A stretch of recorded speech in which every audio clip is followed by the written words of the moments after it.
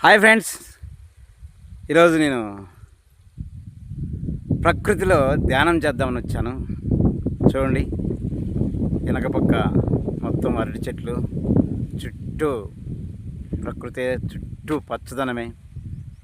ఎటు చూసినా పచ్చదనమే, ఎటు చూసినా పంట పొలాలే. సో ఈ ప్రకృతిలో ధ్యానం చేస్తే ఎలాంటి అనుభవం వస్తుందో నేను ఆల్రెడీ చెప్పాను. ఇలాంటి అనుభవాలు ఒకటి రెండు కాదు, లక్షల అనుభవాలు రావాలి. లక్షల్లో మనకు జ్ఞానం రావాలి. అంత జ్ఞానం వస్తే తప్ప మనిషి మారడనేది సిద్ధాంతం అన్నమాట. అదొక మెలిక అన్నమాట. సో మనిషి ఎంత జ్ఞానం వస్తే అంత 10 మందికి సహాయపడతాడు, 10 మందికి ఉపయోగపడతానేది పత్రిజీ గారు చెప్తున్నారు అనమాట. సో మనిషి ఎంత జ్ఞానం ఉన్నా కూడా ఎంత ఎదిగినా అంత ఒదిగి ఉండాలంటాడు పత్రిజీ గారు. సో ఆయనకు ఆత్మకు ప్రణామాలు. మొదటిగా సుభాష్ పత్రిజీ గారికి ఆత్మకు ప్రణామాలు. గురువారి గురైన సదానంద యోగేశ్వర వారికి ఆత్మకు ప్రణామాలు. నాకు ధ్యానం నేర్పించిన పాండవ శెట్టికి ఆత్మకు ప్రణామాలు తెలియజేసుకుంటూ, ఈరోజు ఇక్కడ ఈ ప్రకృతిలో ధ్యానం చేసి ధ్యానం యొక్క అనుభవాన్ని నాకు తెలిసిన ఒక చిన్న సబ్జెక్ట్ను చెప్దామని వచ్చాను. సో ఈరోజు కాన్సెప్ట్ ఏంటంటే కర్మ తర్వాత పంచభూతాలు. కర్మకు పంచభూతాలకు సంబంధం ఏంటి? మనను 18 భూతాలు గమనిస్తున్నాయి అంటున్నారు. సరే, అవి ఏంటివి? ఏవైతే మమ్మల్ని గమనిస్తున్నాయో, ఈ విశ్వంలో మనల్ని గమనించేటివి ఏంటి? మనం ఎవరు గమనించలేదు, మనం ఎవరు చూడాలనుకోవద్దు. కానీ పైన మొత్తం ఈ సృష్టిలో, విశ్వంలో మనల్ని 18 భూతాలు గమనిస్తున్నాయి. అవి ఏంటేంటివి అనేది ఈ ఎపిసోడ్లో తెలుసుకుందాం. ఈ వీడియోలో కర్మ ఏంటి, ఈ కర్మకు దానికి సంబంధం ఏంటి తెలుసుకోవడానికి ఈరోజు ధ్యానం చేసి, ధ్యానంలో ఏమున్న విషయాలు కనుక్కొని ఆ అనుభవం కూడా మీకు పంచుకోవడానికే నేను ఈరోజు ఇక్కడ ధ్యానం చేస్తున్నాను. సో ధ్యానం చేసిన తర్వాత ఆ అనుభవాలు కూడా మీకు చెప్తాను. సో అంతవరకు స్టే ట్యూన్. బాయ్. ఓం శ్రీ గురుభ్యో నమః. ముందుగా జగద్గురు పితామహ సుభాష్ పత్రిజీ గారికి ఆత్మపూర్వక ప్రణామాలు. గురువారి గురైన సదానంద యోగేశ్వర వారికి ఆత్మపూర్వక ప్రణామాలు. స్వర్ణమాల పత్రిజీ గారికి ఆత్మపూర్వక ప్రణామాలు. నాకు జన్మించిన తల్లిదండ్రులకు ఆత్మపూర్వక ప్రణామాలు. నాతో పాటు జన్మించిన అన్నదమ్ములకు ఆత్మపూర్వక ప్రణామాలు. పరమగురువులకు ఆత్మపూర్వక ప్రణామాలు. విశ్వంలోని పిరమిడ్ మాస్టర్లు అందరికీ ఆత్మపూర్వక ప్రణామాలు. విశ్వంలోని హాస్టల్ మాస్టర్లు అందరికీ ఆత్మపూర్వక ప్రణామాలు. ఓం శ్రీ గురుభ్యో నమః. ఫ్రెండ్స్, ధ్యానం చేశాను. నేను ఇప్పుడు ఒక అరటి తోటలో ఉన్నాను. అరటి తోటలో ధ్యానం చేశాను. నాకు ఇక్కడ మొత్తము మామూలుగా ఏదైనా డిస్టర్బెన్స్ ఇంట్లో కానీ ఇంకో చోట డిస్టర్బెన్స్ ధ్యానం చేయలేం. కానీ ఇక్కడ ఈ చెట్ల మధ్య ధ్యానం చేస్తుంటే నా ఆకులకు మధ్య వచ్చే సౌండ్ అయితే ఎంత అద్భుతంగా ఉందంటే, అదేవిధంగా ఆ వీచే చల్లని గాలి ఈ మెదడుకు ఎంత హాయి అనిపిస్తుందంటే అంత హాయి అనిపిస్తుంది. ఈ కంటికి అంత హాయి అనిపించింది అనమాట. చూసారా అనుభవం? అది ఎలా ఉండాలంటే, మనం చేసే చర్య, ఇప్పుడు ధ్యానం చేసేటప్పుడు ఎలా ఉన్నాము? ప్రశాంతమైన గాలిని పీలుస్తున్నాం, ప్రశాంతమైన మైండ్. మన ఆలోచన విధానం ప్రశాంతమైపోవాలి. బయట ఎన్ని టెన్షన్ ఉన్నాగా ఈ మెదడు వరకు రానికూడదు. ఈ కళ్ళ నుంచి బయట పంపించాలి. ఈ చెవుల వరకు, ఓన్లీ చెవుల వరకే ఉండాలి, లోపలికి పంపించకూడదు, బయటికి వెళ్ళిపోవాలి. అప్పుడే మనలో ఉండే ఆ ఆనందం బయటకు వస్తుంది. లేదు, ఎప్పుడు అడావుడిగండి, ఎప్పుడు టెన్షన్ పడుతూ, ఎప్పుడు టెన్షన్లన్నీ లోపలికి మెడలో గుచ్చుకొని అవి చేసే ప్రెజర్ను, ఒత్తిడిని తట్టుకోలేక నానా రకాల ఇబ్బంది పడుతుంది. సో ఇవన్నీ కాకుండా ఇవన్నిటిని ఎక్కడికక్కడి కట్టడి చేయాలంటే మనం ధ్యానం ఖచ్చితంగా చేయాలి. మనం ధ్యానం చేస్తేనే మన నవరంధ్రాలు కానీ, మన జ్ఞానేంద్రియాలు కానీ, మన కర్మేంద్రియాలు కానీ ఇవన్నీ కంట్రోల్కి వస్తాయి. అదేవిధంగా అషడ్వర్గాలు కూడా కంట్రోల్ వస్తాయి. ధ్యానము ప్రతిరోజు చేయాల్సింది. చేస్తేనే మీకు మనం ఈ మానవ జన్మం ఎత్తినందుకు ఒక సార్థకత వస్తుంది, ఒక పరిపూర్ణత వస్తుంది. చాలామంది ధ్యానం చేయరు కదా, చాలామంది చేయలేరు. వాళ్ళు కూడా తెలుసుకుంటారు. రాబోయే కాలంలో ప్రతి ఇంట్లో ఇద్దరు ధ్యానం చేస్తారని పత్రిజీ గారు చెప్పారు. పత్రిజీ గారు ఏం చెప్పారంటే, ఆయనకు ఆత్మకు ప్రణామాలు. గురువుగారు అప్పుడు మొదట్లో ఆయన స్టార్ట్ చేసినప్పుడు 1984 నుంచి స్టార్ట్ చేశారు. అప్పుడు స్టార్ట్ చేసినప్పుడు సార్ ఒక్కరే ధ్యానానికి ఒక్కరింటికి పోయేది, ధ్యానం ఒక్కరుంటే ఒక్కరే చెప్పేవారనమాట. చెప్పారంటే అప్పుడే ధ్యానానికి ధ్యానం ఫ్యూచర్‌లో ధ్యానము ఒక అంగరంగ ఉపయోగం జరుగుతాది. అంత డెవలప్ అవుతదని చెప్పారనమాట. సో, అప్పుడు ఎవరికీ అర్థమైండదు. ఇప్పుడు చూస్తే ఊరు ఊరు, వాడ వాడ, పల్లె, మండలం, జిల్లాలు, దేశాలు, ప్రపంచమంతా ధ్యానులైపోయినారు. సో, ఆయన, ఆయన విజనరీ అట్లుంది. ఆయన ఇమాజ్ అట్లా చేసుకున్నాడు. ఆ విజన్ అట్లొచ్చి ఇప్పుడు కోట్ల మంది ధ్యానం చేస్తున్నారు. ఆయన ఒక్కడితోనే స్టార్ట్ అయ్యి. యాక్చువల్‌గా ఇది ముందే 5,000 సంవత్సరాల ముందే మన గౌతమ బుద్ధుడు స్టార్ట్ చేశారు. ఆయన 6, 7 ఏళ్ళు బాగా కష్టపడి ఫస్ట్ అన్ని తపస్సులన్నీ చేసి ఎక్కడికి కాక ఈ ఆనాపానసతి శ్వాస మీద తీసి కనుక్కున్నాడు. శ్వాస మీద ధ్యాస ఫస్ట్ కనుక్కున్నది ఆయనే. గౌతమ బుద్ధునికి ఆత్మకు ప్రణామాలు. అప్పుడు ఆయన పారంపర్యమే, ఆయన వేసిన విత్తనమే ఇప్పటికీ ఒక మహావృక్షం అయిపోయింది. అందువల్ల మనిషి ఆలోచన విధానం మార్చుకోవాలనేదే ఈ ధ్యానం యొక్క ముఖ్య ఉద్దేశం. ధ్యానం వేస్తే ఏమొస్తుందని చాలామంది క్వశ్చన్ చేస్తుంటారు. దానికి చాలా ఉన్నాయి. మనశ్శాంతి రావచ్చు, మనశ్శాంతి వస్తుంది ఖచ్చితంగా. నీలో ఆ షడ్వర్గాలను తొలగిపోయినప్పుడు నువ్వు ఒక యోగిలాగా అయిపోతావు, మనిషి అవుతావు.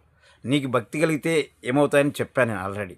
నీకు భక్తి ఉన్నప్పుడు నీరు తీర్థమవుతుంది, బియ్యం అక్షింతలు అవుతాయి. ఇవన్నీ కొన్ని చెప్పాను మీకు. అప్పుడు ఏమవుతుందంటే అన్నము ఇదవుతుంది, ప్రసాదం అవుతుంది.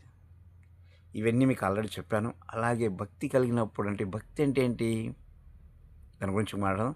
భక్తి అంటే మనలో ఉండే ఈ అషడ్వర్గాలను తొలగించేసి కేవలం ఓన్లీ సమాజ సేవకు, నీకు ఉన్న ఆ జ్ఞానాన్ని పంచడానికి మాత్రమే ఉపయోగిస్తావు ఈ జీవితాన్ని. తప్ప ఎలాంటి చెడు అలవాట్లు కానీ చేష్టలు కానీ చేయవన్నమాట. సో అది ధ్యానం యొక్క గొప్పతనం. ఇంకా ఉన్నాయి, చెప్పుకుందాం ధ్యానం గురించి ప్రతిరోజు. కానీ ఈరోజు చిన్న కాన్సెప్ట్ గురించి చెప్పాను మీకు. కర్మలు అంటే ఏంటి, కర్మలకు ఈ అష్టాదశ మూగ సాక్షులు అంటారు. అష్టాదశ సాక్షులు అంటే భూతాలన్నాను, సాక్షులు అన్నమాట. అవి మన కర్మలకు వాటికి సంబంధం ఏంటి అనేది ఈరోజు కాన్సెప్టు. ముఖ్యంగా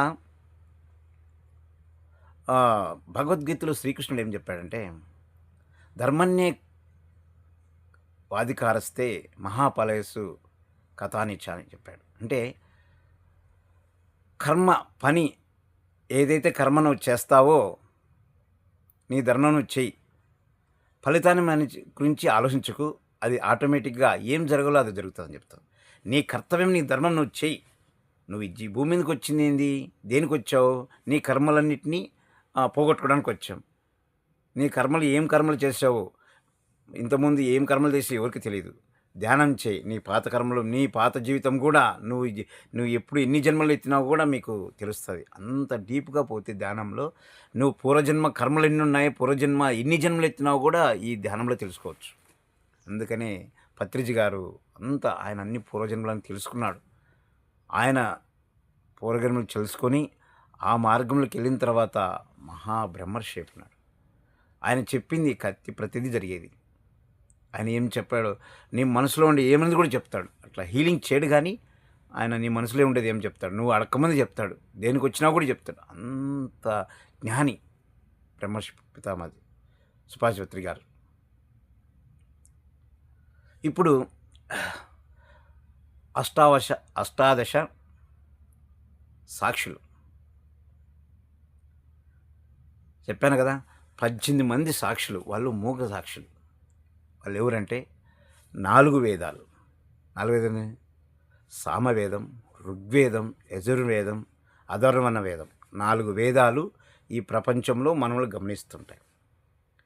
రెండవది 4 కదా. రెండవది పంచభూతాలు, పంచభూతాలని నింగి నేల అంటారు కదా. భూమి, ఆకాశం, నీరు, అగ్ని, గాలి, మొత్తం 9 9 ఇవి వీటిని కాకుండా మనం తప్పించుకునే సాక్ష్యం ఎక్కడుందా? వీటిని కాదన్నా ఎక్కడన్నా తప్పించుకోగలం మన లోకంలో? ఈ మానవ జన్మ ఎత్తినాక ఎక్కడ తప్పించుకోలేం. 9 10 అంతరాత్మ. నీ అంతరాత్మ నుంచి నువ్వు తప్పించుకోలేవు. అంతరాత్మ నువ్వు చేసే తప్పులు చెప్తా ఉంటుంది. కానీ బయట మాయా ప్రపంచంలో చూసి నీ కోపంతోనూ, ఆవేశంతోనూ తప్పులు చేస్తుంటావు అంటాడు పత్రిజీ గారు. నీ ఆత్మ నువ్వు చెప్పేది వినవు. ఒక్కోసారి నువ్వు తప్పు చేసింది నీ ఆత్మ చెప్పి వింటావు కదా. నువ్వు ఎప్పుడైతే ప్రాయశ్చిత్తం పడతావు కదా, ప్రాయశ్చిత్తం అంటారు కదా, అప్పుడు నువ్వు ప్రాయశ్చిత్తం పడేప్పుడు ఏం చేస్తావు? ఓహో, అప్పుడు నా ఆత్మ చెప్పింది నేను వినలేదని చెప్పేసి బాధపడి తలదించుకుంటావు. అదే నీ అంతరాత్మ చెప్పినప్పుడు నువ్వు వింటే నీకు ఈ కష్టం నష్టం రాదు కదా అంటాడు పత్రిజీ గారు. సో 10 అంతరాత్మ, 11 ధర్మం. ధర్మో రక్షత. నువ్వు ధర్మాన్ని రక్షిస్తే అది నేను రక్షిస్తుంది అంటారు కదా. ఎవరైనా అది చెప్తారు. నువ్వు అధర్మం పోతే అధర్మం, నీకు జరిగేది అధర్మమే. 11 12 ముఖ్యమైన వారు. ఆయనే యముడు. ఆయన మనం యమలోకం పోతే మన పాపాల చిట్ట తీయమంటాడు కదా. చిత్రగుప్త పాపాల చిట్ట తీయ అంటాడు. మనం సినిమాలలో చూస్తుంటాం, అన్ని చోట్ల తీస్తుంటాం, ప్రతి సినిమాలో చూస్తుంటాం కదా. ఏ సినిమాలు చూసే చిత్రగుప్త ఈ పాపి పాపాల చిట్ట తీయ అంటేనే చిత్త మహాప్రభు అంటాడు చిత్రగుప్తుడు. ఆయన నుంచి తప్పించుకోలేం. 12 అయిపోయినాయి. ఇంకా 2 ఉదయం సాయంత్రం. నువ్వు ఉదయం చేస్తే తెలిసిపోతుంది, సాయంత్రం అనేది తెలిసిపోతుంది. 14 అయినాయా? సూర్యుడు చంద్రుడు. వారి నుంచి కాకుండా ఎక్కడ తెప్పించుకున్నాం? సూర్యుడు పొగులంతా సూర్యుడు ఉంటారు, రాత్రి చంద్రుడు ఉంటాడు. వారి దగ్గర నుంచి కాకుండా ఎక్కడ తెప్పించుకుంటాం? 16 అయినాయి. ఇంకా 2 పగలు రాత్రి. ఈ సాక్షులు ఇవి మోగ సాక్షులు, ఇవి మోగ పదార్థాలు అంటారు కదా, జడ పదార్థాలు. ఇవి మనం వీటి గురించి పట్టించుకోం. ఇవన్నీ మన చర్యల క్రియల చిట్టా విధికి అందిస్తాయంట. విధి మనం అంటారు కదా, నా ఎదురా తిట్టుంది, నా తలరా తిట్టున్నారు. ఈ సాక్షులందు కలిసి ప్రతి చర్య, ప్రతి నిమిషం మంచి కర్మ అయితే మంచి, చెడు కర్మ అయితే చెడు విధికి అందిస్తాయి. విధి ఏం చేస్తుంది? ఆ విధి వీళ్ళు చేసే చర్యలన్నింటినీ కర్మలుగా మార్చి ఈ జన్మలోన ఇంకో జన్మలోన మనం అవి అనుభవించేటట్టు చేస్తాయి. చూసారా? కర్మకు ఈ 18 సాక్షులకు మూగ సాక్షులు జడ పదార్థాలు ఇవి. చూశారు కదా. సో అదే కర్మ. నువ్వు చేసే కర్మ సత్కర్మ అయితే నీకు సత్కారాలు వస్తాయి, దుష్కర్మ అయితే నీకు జరిమానాలు వస్తాయి అంటాడు పత్రిజీ గారు. చూశారు కదా. సో ఈ కర్మ అందుకే నువ్వు వేసే ప్రతి అడుగు ఆచితూచి వేయి. ఎప్పుడు 10 మందికి సాయం చేసే మంచి కార్యాలు చెయ్యి, మంచి కర్మలే చెయ్యి అంటుంటాడు పత్రిజీ గారు. నేను ఎవరు చూడలేదనుకోవద్దు, చూస్తున్నారు కదా. 18 కర్మ చెప్పాను, 18 సాక్ష్యాలు, అష్టావశ సాక్షులు. మనకు అష్టాదశ చక్రాలు ఉన్నారు, మన అమ్మవారు ఉన్నారు కదా, అష్టాదశ ఏమంటారు పీఠాలు, అష్టాదశ పీఠాలు. అట్లాగే అష్టాదశ సాక్షులు. ఈ సాక్షుల నుంచి తప్పించుకోవడం ఎవరి వల్ల కాదు. 2 సంఘటనలు చెప్తా. మహాభారతం ద్వాపర యుగంలో జరిగిన ఒక సంఘటన, ఇది త్రేతాయుగంలో జరిగిన సంఘటన 2 చెప్తాను. అది అంత మహానుభావులకే జరిగింది, మనం ఎంత చెప్పండి. ఒకటి ద్వాపర యుగంలో జరిగిన సంఘటన ఒకటి చెప్తాం. అదేంటంటే, కౌరవులు పాండవులు జోదమాడారు, పాండవులు ఓడిపోయారు. వాళ్ళు అరణ్యవాసం వెళ్ళాలి. 12 ఏళ్ళ అరణ్యవాసం, ఒక సంవత్సరం వనవాసం వెళ్ళాలి, వాళ్ళు అనుభవించాలి. అప్పుడు ఏం జరిగిందంటే, వాళ్ళకు ఈ కౌరవులు ఎలాగైనా వీళ్ళని చంపాలి పాండవులు అని చెప్పి వాళ్ళకు అడవిలో ఒక అరణ్యవాసంలో అక్కడ ఒక లక్క వింటిని నిర్మించిస్తారు. లక్క వింటి ఇల్లు. ఆ లక్క ఇల్లు ఏంటంటే అగ్గిపెట్టి కాలిపోతుంది. అది వాళ్ళ ప్లాన్ అన్నమాట. అప్పుడు ఏం చేస్తుంది,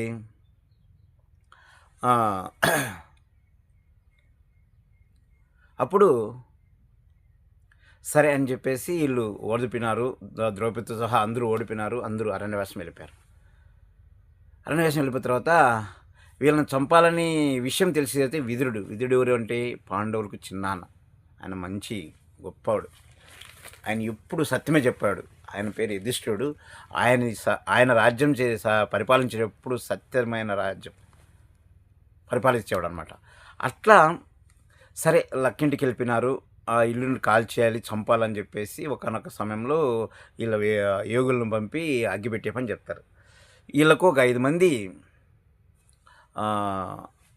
ఈళ్ళను వంట మనుషులను పంపిస్తారు. ఈళ్ళే పంపిస్తారు. ఈళ్ళే అరేంజ్ చేస్తారు. అది ఈళ్ళకి తెలీదు వాళ్ళు చంపేస్తారని. సరే పాండవులను వాళ్ళని పెట్టుకొని వంట చేసుకుంటూ మామూలుగా ఒక 2 నెలలు జరిగిపోయింది. ఇంకా ప్రయత్నం స్టార్ట్ చేశారు. ప్రయత్నం చంపాలని ఫిక్స్ అయిపోయినప్పుడు వాళ్ళ ఇంట్లో వంట మనిషి చేసే భార్యాభర్త, 3 పిల్లలుంటారు వాళ్ళకు. వాళ్ళు ఆ ఇంట్లోనే పడుకుంటారు. ఈళ్ళు 5 ఉంటారు. వీళ్ళు అడవులకెళ్ళేటప్పుడు వాళ్ళకు ఒక సమాచారం, ఒక కానుకగా విదురుడు అర్జునుడికి ఒక ఎలుకను ఇచ్చి పంపిస్తాడు. ఒక బోన్‌లో పెట్టి ఎలుకనిచ్చి పంపిస్తాడు. ఎందుకు ఇచ్చి పంపిస్తాడా అని చూసి ధర్మరాజుకు అర్థమైపోయింటది. ఎందుకంటే ఎలకలాగా మీరు భూమిలోకి సొరంగం తొలుకోండి, పారిపోండి అనేది చెప్పింటాడు. ఒక సందేశం చూసారా? ఆ కాలంలో ఎంత టెక్నాలజీ ఉంది. భూమిలో నుంచి మీరు సొరంగం తోలుకోండి, పారిపోండి, బయటికి పడండి అని చెప్పేసి యుధిష్ఠిరుడు వాళ్ళని చావనీయకుండా, ఎందుకంటే ఆయన సత్యవాది. వాళ్ళకు చెప్పలేడు. వాళ్ళకు డైరెక్ట్‌గా చెప్పలేడు. ఎందుకు చెప్పలేడంటే వాళ్ళు చెప్తే ఈడ రాజు మంత్రిగా ఉన్నాడు కదా! వీళ్ళ రాజద్రోహం చేసినట్టుంటది. వాళ్ళకు సాయం చేయకుండా ఉండలేడు. ఎందుకంటే అన్నదమ్ములు వాళ్ళు ఇది అన్నమాట, ధర్మవంతులు.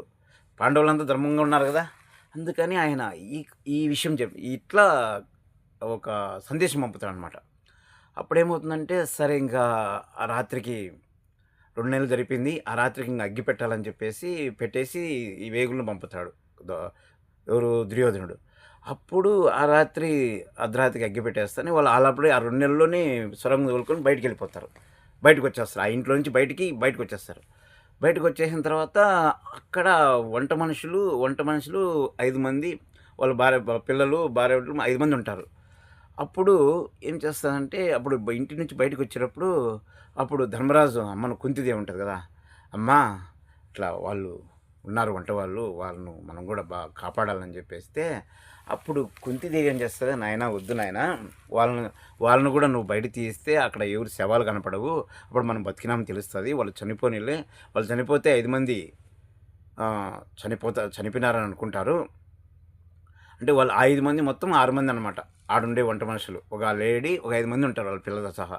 అట్లా 6 మంది చనిపోతే గానీ మనం చనిపోయినారని వాళ్ళు అనుకోరు. లేకపోతే ఎప్పుడు చంపాలని చూస్తారని చెప్పేసి అప్పుడు చెప్తారనమాట. పాపము ధర్మరాజు బాధపడతానే సరే అని చెప్పేసి వచ్చేస్తారు.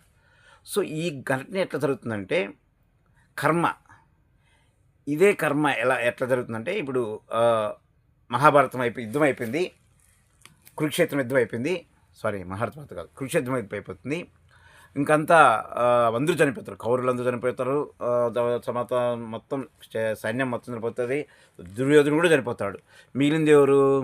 ధృతరాష్ట్రుడు, గాంధారి, కుంతీదేవి, వీళ్ళంతా మిగులుతారన్నమాట. వాళ్ళకి భార్యలంతా మిగిలితే వీళ్ళంతా అడవిలో ఉండకుండా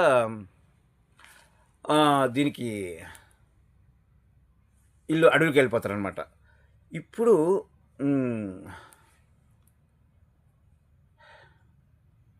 వాళ్ళ పాండవుల కొడుకులు ఒక ఇది వేసుకుని షెడ్ ఇది ఉంటుంది కదా! అప్పుడు అంతా యుద్ధానికి పోయినప్పుడు వాళ్ళకు టెంట్ హౌస్ ఇది వేస్తారు కదా! అక్కడ నిద్రించేటప్పుడు ఈయన అశ్వత్థాముడు పోయి మొత్తం దాదాపు 3000 మందిని ఊచుకోతో వేస్తాడు. మొత్తం అగ్గిపెట్టి పడేస్తాడు. అప్పుడు కుంతిదేవి ఆయమ్మ ఒక సెంటర్‌లో ఉంటదనమాట. ఆ సెంటర్‌లో ఉండి ఒక టెంట్‌లో ఉంటుంది. ఆయన కృష్ణుని పిలిచి, నాయనా చనిపోతున్నావు చూడంటే, చూడు కాపాడంటే, అత్త అప్పుడు నువ్వు అట్లా నీ లక్క ఇంటిలో 6 మంది చనిపోయేప్పుడు నువ్వు చంపేయమని చెప్పావు. చనిపోతే పోనీలే అని చెప్పావు కదా! ఆ కర్మే నీకు ఇప్పుడు అనుభవిస్తా. ఇప్పుడు నీకు ఇది అదే అందుకే ఒకరు చేసే కర్మ ఎప్పుడు అనుభవించాలో అక్కడ. సో, అప్పుడు ఆ కాలంలో ఎప్పుడు జరిగి కూడా 10 రోజులయింది. ఒక 2 నెలలయింది. 2 నెలల తర్వాత ఆ కర్మ ఉప పాండవులు అంటారనమాట వాళ్ళు. 5 మంది భర్తలకైతే ద్రౌపదికి 5 మంది కొడుకులు పుట్టుంటారు. వాళ్ళు అగ్గిలో కాలిపోతారు. అంటే ఏంది? ఆమె చేసిన ఆ కర్మను ఇప్పుడు ఈళ్ళ తండ్రులకు అదే శిక్ష. ఎందుకంటే వాళ్ళ కొడుకులు చనిపోయారు అగ్గిలో. అశ్వత్థాముడు కాల్చేశా. ఇది కర్మ. రెండోదేంటంటే మీకు తెలిసుంటది. ఏది? శ్రీకృష్ణుడు ఎక్కడ పుట్టాడు? కారాగారంలో పుట్టాడు. ఎవరికి పుట్టాడు? వసుదేవునికి, దేవకికి పుట్టాడు. ఎక్కడ పుట్టాడు? కారంలో పుట్టాడు. ఆయన ఎందుకంటే కృష్ణుడు పుట్టింది కంసుని చంపడానికి. కంసుడేంటి? అతను ముల్లోకాలను అందరినీ గడగడలాడిస్తుంటే మొత్తం ధ్వంసం చేస్తుంటే అప్పుడేం చేస్తాడు? అందరూ వెళ్ళి దేవతలంతా పోయి, స్వామి ఇట్లా కంసుడు మమ్మల్ని అందరినీ బతకనివ్వడం లేదు, ఇంద్రలోకాన్ని ఆక్రమించేశాడు అని చెప్తే, అప్పుడు సరే నేను ఇట్లా పలానా చోట పుడతాను, నేను అతను సంహరిస్తానని చెప్పేసి అతను దేవకి వసు పుడితే అక్కడ ఏం చేస్తారు? శ్రీకృష్ణుని చంపాలని కంసుడు ప్రయత్నిస్తాడు. అది మన సినిమాలో కూడా చూసింటాము. సో అప్పుడు ఏం జరుగుతుందంటే అతను తప్పించుకొని అప్పుడు వసుదేవుడు తన బుట్ట మీద ఎత్తుకొని వేరే ద్వారకా నగరానికి వెళ్ళి అక్కడ యశోదాదేవి వాళ్ళ భార్య భర్తల మధ్యలో పెట్టేసి ఆయన వచ్చేస్తాడు. అప్పుడు ఈ సముద్రం దాటేప్పుడు ఎవరు అడ్డం వస్తాడు? ఎవరు? నాగేంద్రుడు వర్షం వస్తుంటే పైన ఆయన్ను కాపాడుకుంటూ తీసుకుపోతాడు. చూసింటారు మీరు సినిమాలలో. సో ఇదన్నమాట కథ. ఇదంతా అయిపోయింది. ఈ కంసుని శ్రీకృష్ణుడు చంపుతాడు. చంపిన తర్వాత అప్పటికి 14 సంవత్సరాలు అయిపోయింటుంది. 14 సంవత్సరాలు అయిపోయింటుంది. అప్పుడు చంపేసిన తర్వాత కంసుని చంపిన తర్వాత శ్రీకృష్ణుడు వసుదేవుని దగ్గరికి, దేవకి దగ్గర పోయి తల్లిదండ్రులను కాబట్టి నేను ఇప్పుడు మీ పుత్రుడిని అని అప్పుడు చెప్పింటాడు. అట్లా పలానా అని చెప్పి, అంటే నాయన నేను మమ్మల్ని కాపాడడానికి నీకు 14 ఏళ్ళు పట్టిందా అని అడుగుతాయి. ఎవరు? దేవకి తల్లి. అప్పుడు చెప్తాడు శ్రీకృష్ణుడు, తల్లి నువ్వు త్రేతాయుగంలో కైకేయివి, కౌశల్యకు నేను కొడుకునిగా శ్రీరాముడికి పుడితే నన్ను 14 ఏళ్ళు నువ్వు అరణ్యవాసం పంపావు. నాకు కౌశల్య తల్లికి 14 ఏళ్ళు ఎడబాటు పెట్టావు. అప్పుడు ఆమె ఎంత అనుభవించిందో, బాధ ఎంతగా అనుభవించిందో, ఎంత దుఃఖం అనిపించిందో, ఎంత పుత్రశోకం అనిపించిందో, ఆ కర్మ నీకు ఇప్పుడు వచ్చింది తల్లి అని చెప్తాడు. చూసారు కదా? అదే కర్మ. నువ్వు ఎప్పుడు కర్మ చేసినావు నన్ను ఎవరు చూడలేదు. చెప్పాను కదా, 18 మోగ సాక్షులు మనల్ని గమనిస్తూ ఉంటాయి. 18 మోగ సాక్షులు మనల్ని గమనిస్తుంటాయి. కాబట్టి మనం చేసే క్రియ కానీ, చర్య కానీ, ఏ మంచి పని కానీ, మనం మంచి పనులు చేస్తే మంచి జరుగుతుంది. చెడు పనులు జరిగితే ఇప్పుడు జరగకపోవచ్చు, ఈ క్షణం జరగకపోవచ్చు, 2 నెలలు జరగచ్చు, 3 నెలలు.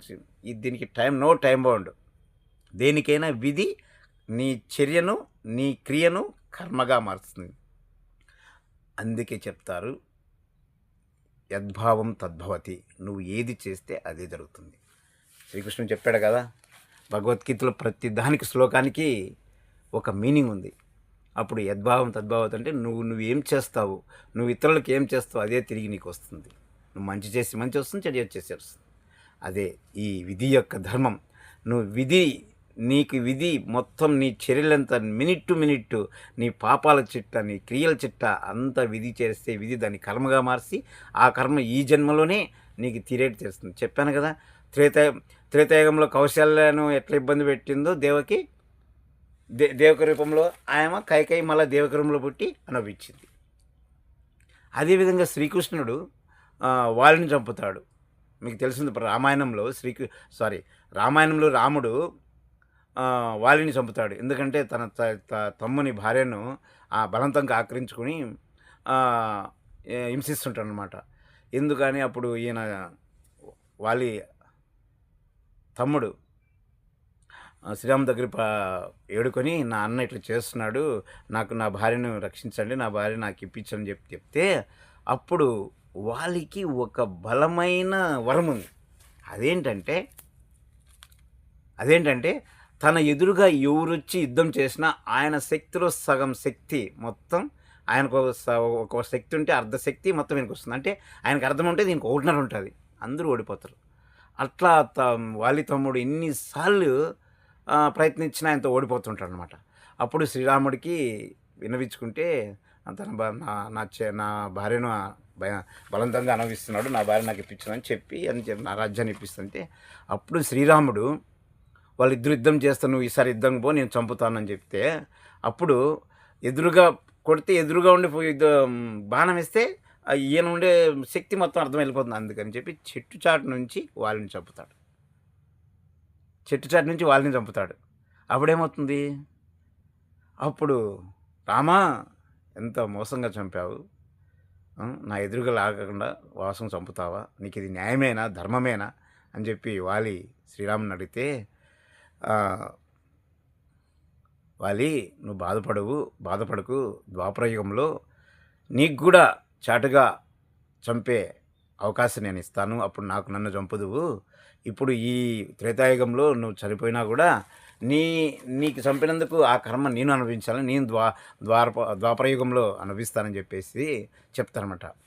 అదే ఆ కర్మే ఇప్పుడు ద్వాపరయుగంలో అందరూ మన ఎవరు గాంధారి శాపం పెడతారు కదా, నీ యాదవంశం నాశనం అయిపోగాక, నీ ద్వారకనగం నాశనం అయిపోక, మీ వంశం మొత్తం నీ రాజ్యం నాశనం అయిపోక శాపం పెడుతుంది. ఎందుకు పెడుతుంది? తన కొడుకులు 100 మందిని చంపినారు కాబట్టి ఈయనకు తెలుసు, అయినా నువ్వు ఆపలేకపోయినావు, నీకు ఇదే నా శాపం అంతే, నీ వంశం నాశనం అని చెప్తాడు. చివరికి నువ్వు కూడా నాశనం అయిపోతావు, నువ్వు కూడా చనిపోతావు అని చెప్పి శాపం పెడుతుంది కదా. ఆ శాపం ఫలితమే ఒక అడవిలో కూర్చోంటే, ఒక చెట్టు మీద కూర్చోంటే, వీణ వాయిస్తూ కూర్చుంటే ఈ బోయవాడి రూపంలో వచ్చి ఆ వాలిని బోయవాడు వచ్చి చెట్టు చాటు నుంచే ఒక ఒక జింకలాగా కనపడి, అక్కడ ఒక జింక కనపడితే, పక్షిలాగా కనపడితే అప్పుడు దాన్ని కొట్టబోయి శ్రీకృష్ణుని ఏలికి తగిలి శ్రీకృష్ణుడు పరమదిస్తాడనమాట. పరమదిస్తాడంటే చనిపోతాడనమాట, నిష్క్రమిస్తాడు భూలోకం నుంచి. సో అది కర్మ. సో ఏదైతే త్రేతాయుగంలో చేసిన రాముడు రూపంలో రాముడు చేసిన కర్మ ఏదైతుందో ఈ ద్వాపరయుగంలో అనుభవిస్తారనమాట. ఇట్లా కర్మలు ఒక్కోసారి ఈ జన్మలోనే. ఇప్పుడు మహాభారతం ఆమె కుంతిదేవి ఆ జన్మలోనే అనుభవించా, శ్రీరాముడు గొప్పోడు కాబట్టి ఇంకో జన్మలో అనిపించాడు. ఇట్లా ఇంకా చాలా ఉన్నాయి చెప్పేటి. సో ఈరోజుకు ఇది చాలు. వచ్చే వీడియోతో మరిన్ని కార్యక్రమాలు, మరిన్ని కాన్సెప్ట్తో వస్తాను.